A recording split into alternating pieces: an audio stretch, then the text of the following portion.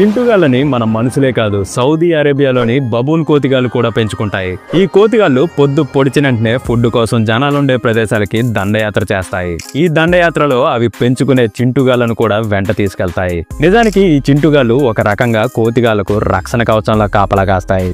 ఒకవేళ జనాల మధ్య తిరిగే వీధి కుక్కలు ఈ కోతిగాళ్లపై గనక దాడి చేస్తే అవి పెంచుకునే చింటుగాళ్ళు రంగంలోకి దిగి వీధి కుక్కలతో నేరుగా తలబడతాయి. ఫస్ట్ లో దీన్ని చూసిన జువాలజిస్టులు కోతులకి కుక్కలకి మధ్య ఏదో నార్మల్ పంచాయతీ నడుస్తుంది అనుకున్నారు. కానీ ఆ కోతిగాళ్లే ఈ చింటుగాళ్ళని చిన్నప్పటి నుంచి పెంచి పోషించి ఒక మారణాయుధంలా తయారు చేసి వాళ్ళని రక్షక భటుల్లా వాడేసుకుంటున్నాయని తెలిసాక వాళ్ళకి ఫ్యూజులు ఎగిరిపోయాయి. కోతిగాళ్ళకి దొరికిన ఫుడ్ లో కాస్త చింటుగాళ్ళకి పడేస్తాయి. దానికి బదులుగా చింటుగాళ్ళు గెంతుకుంటూ ఎక్కడ లేని ప్రేమని ఆ కోతిగాళ్ళ మీద చూపిస్తాయి. బేసిక్ గా మన చింటుగాళ్ళ మనసే అంతా. ఎవరు బిస్కెట్స్ వేసినా తోకూపుకుంటూ తినేసి నెక్స్ట్ డే నుంచి వాళ్ళకి Z+ రేంజ్ సెక్యూరిటీని గిఫ్ట్ గా ఇచ్చేస్తాయి.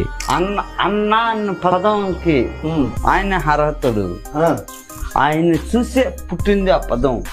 Very good very good. ఊపిరిచ్చేస్తా.